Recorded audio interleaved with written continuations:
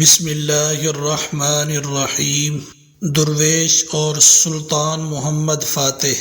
مسلمانوں کا وہ خواب جس کی تعبیر کے وہ صدیوں سے منتظر تھے پورا ہو گیا۔ بازنطینیوں کو شکست ہو گئی اور مسلمانوں نے قسطنطنیہ فتح کر لیا۔ فتح کے بعد اس کا نام استنبول ہو گیا۔ سلطان محمد الفاتح فتح کے بعد اپنے سفید گھوڑے پر توپ کاپی کی جانب سے شہر میں داخل ہو رہا تھا۔ سلطان کے ساتھ علماء، فوجی افسران اور دیگر قائدین تھے۔ ہزاروں لوگوں نے آیا صوفیہ کے گرجے میں پناہ لے رکھی تھی، جنہیں کسی معجزے کی توقع تھی کہ آخری وقت پر انہیں بحفاظت یہاں سے نکال لیا جائے گا۔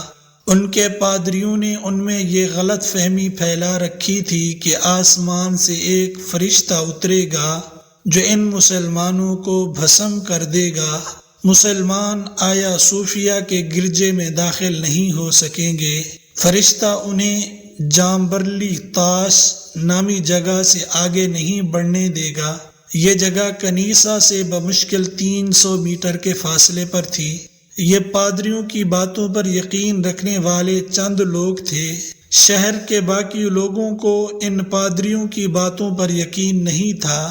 وہ نئے فاتح کی ایک جھلک دیکھنے کے لیے راستوں پر کھڑے تھے۔ سلطان محمد فاتح اپنے سارے لاؤ لشکر کے ساتھ جا رہے تھے۔ عثمانی ترکوں سے ایک درویش سلطان کے سامنے آیا اور کہا، اے سلطان، ہماری دعاؤں کی اہمیت سے آپ انکار نہیں کر سکتے۔ یہ شہر ہماری دعاؤں کی بدولت فتح ہوا ہے۔